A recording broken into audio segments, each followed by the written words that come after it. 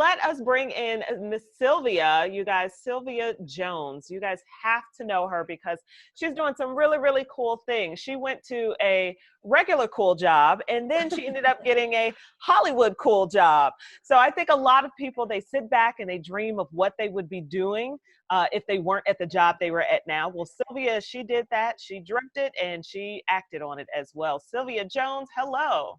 Hello, hello. Good to have So you. nice to see you. Yes, thank you for being here with us. So you used to be a producer at a local station here. Is that correct? Yes, for many years. I was a producer at ABC7. Yes, and then you ended up deciding to be a Hollywood writer. Man, yeah, I did. It sounds How did you muster?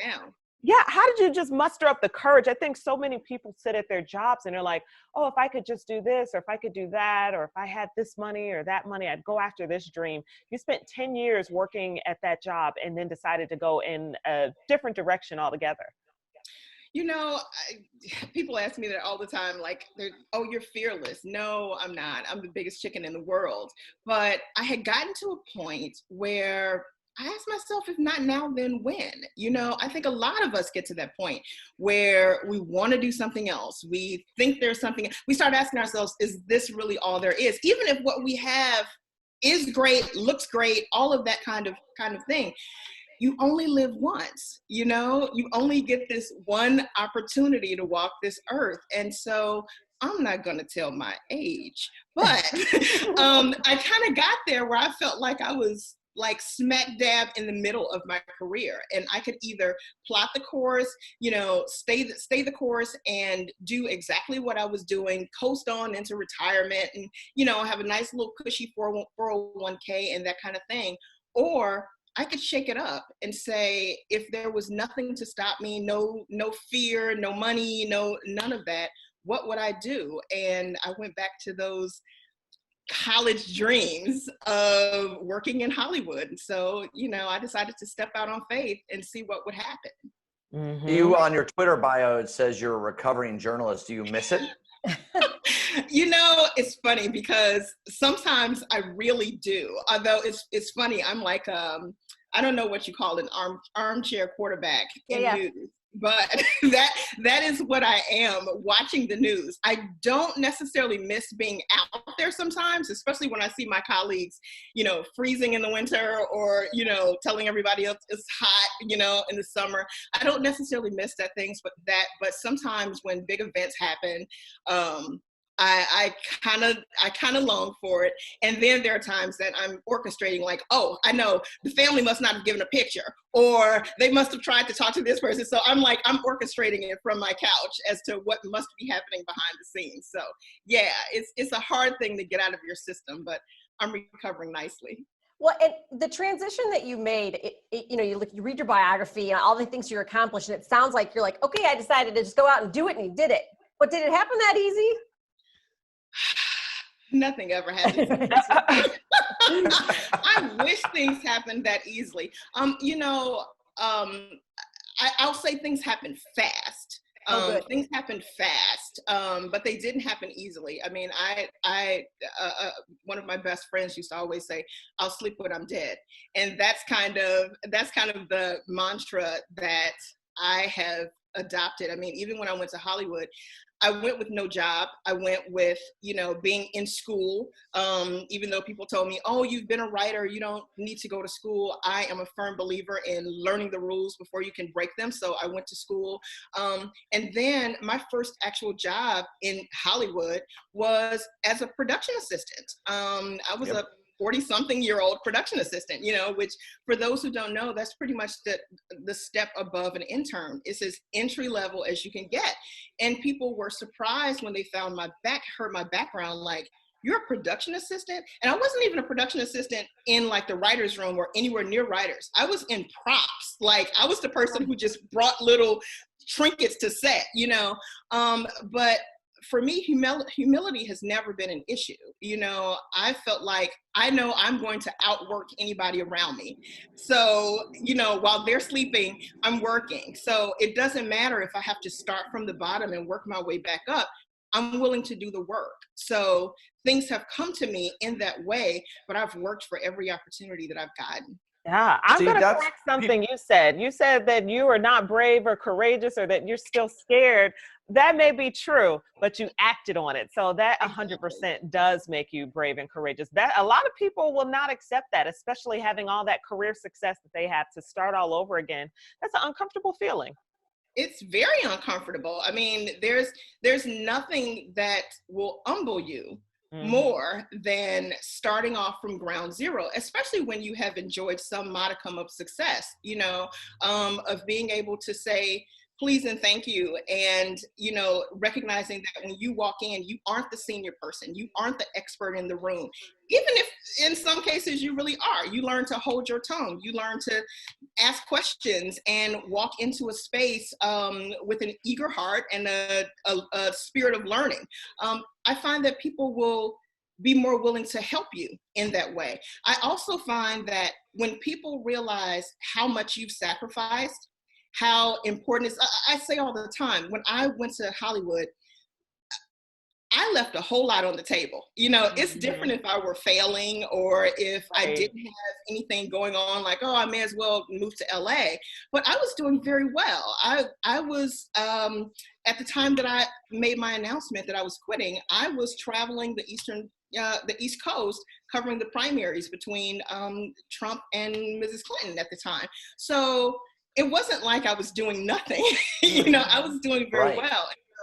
So when people hear that, they realize, oh, you must really want this, you know. And I think when people see how much you're willing to sacrifice in order to realize your dream, when they see that you're willing to put out the work, you're not just looking for a handout or somebody to just, you know, hook you up or whatever, they're willing to help you. They really are, because they see how you're helping yourself. And I think that has taken me far. That has really taken me far in Hollywood. I've had a lot of friends. I'm the same way. And I always say, if you're on your deathbed, are you going to look back at your life and be proud of the life that you lived? Or did you skip chances because they were a chance and you were too scared to take that leap? Exactly. And, you know, there's a little book I read years and years ago by Joyce Meyer called Do It Afraid. And it's a tiny little book, and I keep it, you know, kind of tucked in my heart all the time. It's fine to be afraid. That's a natural, you know, it's natural to be afraid, but do it anyway. You know, don't let fear paralyze you. Don't let it stop you in your tracks and say, okay, I can't do it because I'm afraid. Okay, it's fine. You're afraid. Okay, now what else? And you're happy, and you're nervous, and you're excited, and you know what I mean? You're never just one thing. At least I'm never one thing. I'm a bundle of energy, a bundle of emotion all at one time, but I'm also purpose driven. So with all of those things, I'm going to do it afraid. What I love about your story is, yeah, you were at a level of success and you thought there was something else out there for you. I have had a lot of friends move out to Hollywood, and there's two stories that I either hear. It's the people that aren't willing to take any job. They're waiting for the perfect job to come around, and they are the ones that move back to Chicago really quickly. And I had a couple friends out there that were personal assistants, that were this and that, and now they're writing for shows. They're doing things. They've got careers going. These are long journeys that we're on, and sometimes it like you said, you gotta put a little of your pride away a little bit, and just, you have to prove your way through it. It's the same thing in Washington, D.C. There's just certain places where you have to prove yourself. You really do, and sometimes you have to prove yourself over and over and over again. And especially if you are someone like me who walked in, and I'm not, you know, trying to, you know, put myself down or anything, but with every disadvantage. Number one, I wasn't connected to anybody. You know, I couldn't say my dad is a Hollywood producer, or, you know, I didn't have a hookup in that way. I'm not the age that people expect. I'm not the race that people expect. I'm not any of those things that people, even gender wise. I mean, I'm none of the things that, you know, so-called makes a space. You know, I mean, I'm none of those things that, when I walk in the door, things just are easy for me. I already know that I'm going to have to, you know, kick in a few doors. I already know that I'm going to have to walk in around the side if they, you know, lock the front door, but I'm going to get in. That's the part that I know. I'm going to get in. And that's right. And largely, I attribute that to some of my journalism skills, as you know, from having been a producer. I mean, all of you have worked in journalism, so you know, no is a word we hear often as journalists, you know, but, you know, there have been so many occasions that, you know, I've called back to the newsroom and say, oh, they said no. And they're like, okay, well, you've got a slide at 6 o'clock, so you need to come up with something. You know what I mean? So no just means, okay, I can't come through you. So I need to figure out another way around, another way to get to this, another way, you know. And so I have become expert at that as a journalist. And I just kind of did the same thing in orchestrating this new path of mine, just finding a way or making one. This has been a very swift journey for you. You said you moved, at the time you were doing, working with the Trump-Hillary election. So this hasn't been this long that you have switched up your whole life. And now, I mean, you wrote for Clark Sisters. That was just a huge hit on Lifetime. Millions of people tuned into that a few weeks ago. The Shy right here in Chicago's own Lena Waithe. You've joined teams of some amazing artists and amazing production. What has that been like? Your journey has just excelled so quickly. You know, all I can say is that I have a grateful heart. Seriously. I've been, as you say, I've been in a lot of good camps. I mean, even right now, I'm working on a new show in a spinoff for Power, which, you know, has been amazing for Stars. It's been a wonderfully exciting career so far. And as you point out, I mean, it was March 27th of 2016 when I moved to LA. So it has not, it just made 4 years, you know. And I've been able to get into some spaces, and not to sound like I'm boasting in any way, but in a short amount of time, my work has gotten me to a place where there are people calling me more so than me, you know, necessarily vying in the same way that I was when I came. There are people who are actually knocking on my door saying, hey, can you work on this? Or, hey, what do you think about that? Which actually is how the Clark Sisters projects came to me, which I'm so incredibly proud of. I'm working on another show, and a director who I had worked on a prior project, actually on The Shy, recommended me to the producers of that show. And they were looking for a writer at the time, and that director said, you know, you should consider Sylvia Jones. And so they called me, asked if I'd be interested. I said, of course. You know, that was a dream come true that I didn't even know I had. I mean, I was a huge fan of the Clark Sisters, grew up listening to their music. So the idea of being a part of telling their story was just phenomenal. But the process was such that I had to come up with an idea of, if I were going to do this movie, what would be my take? What would be my way of putting it on screen? And I pitched it to the executive producer. She loved it. And then she said, okay, well, now you have to pitch it to Lifetime. You have to convince them that the way you want to approach the movie is the right way. And so I pitched them. The executives were pleased with it. They really liked it.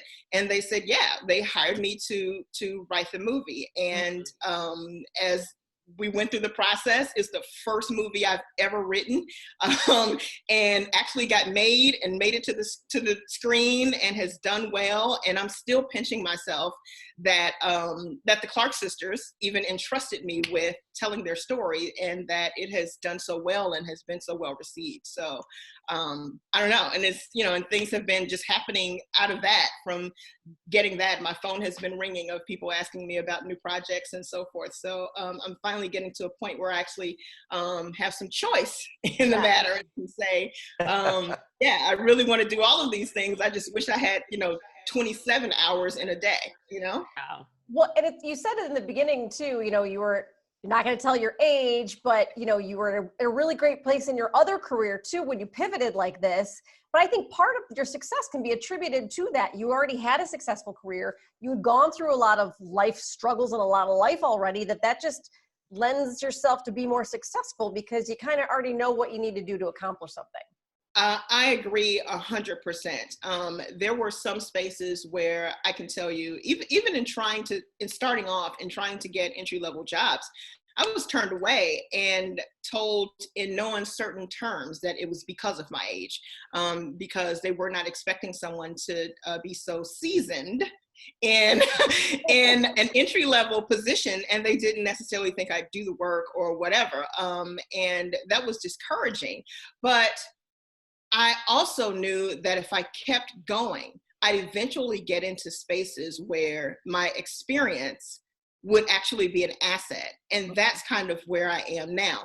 And to your point, Amy, about having that experience behind me, knowing what it takes to be successful, knowing what it takes to get along with coworkers, just all kinds of those things that you pick up that you don't necessarily learn in school, but you learn as a working professional.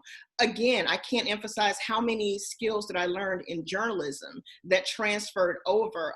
It really made a difference. Also, I'll say your confidence level is different when you've been through a few things. Yeah, and right? you know that, as bad something may seem in the moment, it's not the end of the world. You know how to overcome. And when you've been through things that are jarring enough, and I have been through a number of different things and was coming off of a really bad spell, you get to a point where you're like, if that didn't kill me, certainly this won't. Yeah. And so it gives you the resolve to wake up and plot on another day, because you're like, if I can go through that and I can come out unscathed, I can come out fine. This here is child's play. And I found that again and again and again and again and again, Yeah, I just love the idea that, like, I think in this day and age, we strive and we look at people that are successful so quickly, that are really young, and it becomes easy to say, well, I've spent too many years in this career, I don't want to change, I'm too late in the game to do this. No, and I think that's what, Amy, you were getting at too, is that experience helps you. And for the vast majority of successful people in any business, it's about that journey and bringing that successful set with you. And it takes a while to achieve top success in certain fields. We just are so, with the internet, with Instagram, with everything, we see people's success so quickly, and we think, oh, I've missed the boat, when in reality we haven't. That's exactly right. And I mean, I'm a firm believer, as long as you are on this side of the soil, you got time. You got time. I love that. Just get up and start another day, even if it takes baby steps, and I'm not saying that everybody's fate is to get up and move across the country and quit their jobs or whatever. I am by no means advocating that. You have to do what's best for you. But even if it's a small step, if it's, a friend of mine told me that he was secretly taking a creative writing class because he wants to do what I'm doing and is in a very different job right now. And all I could say was kudos. I mean, he's not in a space that he can, just pick up and leave now, but just taking that class is so freeing and so liberating. And it's a step toward doing what it is that he really wants to do. And that's all it is. Just take a step. I love it. I love it. What I'm thinking about the creators at home that are writing or want to be a writer. I mean, you mentioned that class, but what would you tell them about getting, protecting their work, getting some of their work out there, making sure it's, I don't know if there's the poor man's copyright or something. What would you tell to those artists who are striving to be? Well, first of all, if you want to be a writer, write. Everybody thinks they've got the great American novel in them, and maybe you do, but maybe it's actually the fifth novel that you write that's the greatest American one. So don't just start one place and stop. Keep going, whether anybody responds to it or not. Just keep going. As for your poor man's copyright, you can Google exactly how to do it, but the Writers Guild of America, WGA, as well as the Library of Congress, allow you to copyright your work for a very cheap price, and I strongly recommend doing it. And then there are other ways. I mean, whether it's getting involved with local community theater or anything like that. I mean, there are organizations that allow you to do readings, table reads of your work. Also, Chicago, the production scene here, I mean, obviously it's shut down everywhere due to the virus, but we are in a place in Chicago where when production is up and going, we have more television shows and movies being shot here than we ever had in history. So there is opportunity, but you have to, it's not going to come and knock on your door. You have to go out there and kick the door in and, say, here I am, here's what I offer, here's how I can help you. It will take you far. Yeah. It always seems that fear gets in everyone's way when they really just got to get out of their own way and do it. Exactly. I strongly recommend it. And that's whether you want to be a writer or a baker. I mean, if you want to be a baker, bake, right, if they taste good enough, you could probably sell them. And, selling one cupcake turns into selling 10, turns into selling 100, turns into getting your own, bake shop. I mean, but you have to start somewhere. And assuming that you automatically start at the top of the hill is a mistake that I think a lot of people make. It's like a lot of overnight successes take 10 years to happen, but you don't see the climb. One of the things I tell people all the time, I've had people ask, well, how long did it take you to write the screenplay and what was your process and so forth? It took me about three to 4 months to actually write the screenplay. But the thing is, I was actually working a full-time job when I wrote that movie. I was working on Pearson at the time, so I didn't have a whole lot of extra time. So my writing routine was my alarm went off at 4 a.m. every day. I might have snoozed once or twice, but by 4:30ish, I'm up. I've got a pot of coffee on. I've got music playing in my place because I like to write to music. And I'm writing. And I'd spend a few hours writing before I had to get ready and go to my day job where I talked about, a show doing something totally different. But that was my routine. People, when people see the movie, they're like, oh, that's great. Yeah, you didn't see me though at 4 a.m. on a Tuesday, before the sun came up, trying to, think of pithy things to write, but that's all part of the process. I'll sleep some other time. Right now I have work to do. I'm curious. Go ahead, John. I was just going to say, you took that leap and you're writing before, while you're working that full-time job. How many times did you have to tell yourself, I'm doing this, I'm going to do this, I'm going to do this before you actually did it? Because I know a lot of people in their head are like, I'm quitting this job, I'm going to, but you have to convince yourself first. Yeah. Go ahead. No, you go ahead. Sorry. I got excited. That's a great question. Did you have a dollar amount that you were trying to save up, or did you I just want to know, how'd you take a leap? Yeah. Yes and no. The truth is, and I'll say this, I'm a spiritual person, and I believe that God and faith lead me to everything. And my faith is so strong that I believe in preparing when I'm told to be prepared, even if I don't know what I'm preparing for. So there have been years that I have been doing things to strategize from a financial position, to save, to put things away. And at the time, though, I didn't know it was to quit my job. I'm a person, I'm single, I have no kids. And my thought was, if ever ABC7 decided to tell me, Miss Jones, we no longer need your services, I didn't want to be in a position of lack. And so that was kind of always my thinking, that, I don't have someone else to come to my rescue, so I have to rescue myself. So I had been saving for a few years to try to get to a point. It wasn't a matter of necessarily I needed a specific dollar amount. I just wanted to feel like I was secure, so that in the event they decided to separate from me, they wanted to break up, I wouldn't just be left alone. I had no idea when I started saving that I would be the one to break up with them, And so when I did that, I had a little bit of a cushion to get ready so that I could be unemployed in California for a while, which is not an easy thing to do or to be.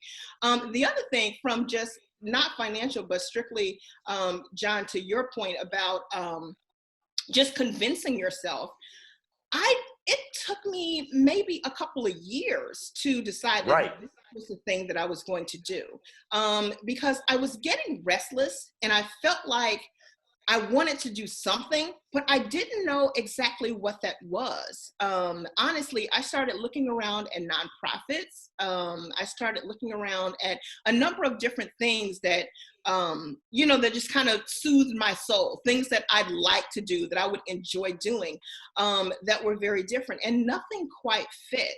And then something happened that triggered this, and it flooded all of my old feelings from college of how badly I wanted to be a part of Hollywood, but was afraid to do it then. I had no roadmap. Little girl on the south side of Chicago with no Hollywood connections, didn't know a soul, didn't know just even the path of how you go about it. Like, no, I couldn't tell my mother that I'm about to go and wait tables in California while I'm trying to break Hollywood. That was not in my house. That was not gonna fly. Yeah.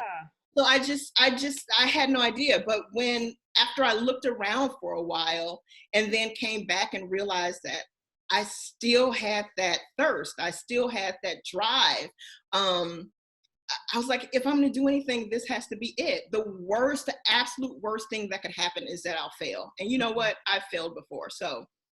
Yeah. Yeah. I just thank you for sharing so much of your story and just your bravery and your fears and things that you are unsure about. Like, not too many people go into that. I actually did kind of have a technical question. When you are getting these writing assignments, like for Clark Sisters, do you just, or anything, but do you just go and, is it starting from scratch, or are they sending you like, okay, here are characters, here's the rundown, write this story? It depends. Specifically for Clark Sisters, it was from scratch. There had been previous scripts that had been written that Lifetime had passed on, but there was no intellectual property. A lot of times these movies or even TV shows will come, the big thing is to have some kind of IP, to have a book or something to base it on. There's no book here. So it really was kind of a life rights issues. So again, to speak to how my journalism background came in handy, I interviewed the sisters, and I interviewed them several times, and I was just so overjoyed with how much they wanted their story out, that they were willing to share so much of themselves with me. And I attribute to the fact that, having been a journalist and knowing how to get to the right questions and get to the meat and, all of the things that they never even thought about answering until you ask, that really helped me. But also, I felt a little bit of a kindred spirit, a level of relatability, because this is a family of 5 sisters with a very religious mother, raised in the church in the inner city. I am one of 4 sisters with a very religious mother, raised in the church, born and raised in the inner city, so many of those things. So like just a lot of, when I even pitched my idea of how I wanted to approach the movie, one of the things that I said was, I really want to get into those sister dynamics. As with 3 sisters, I know there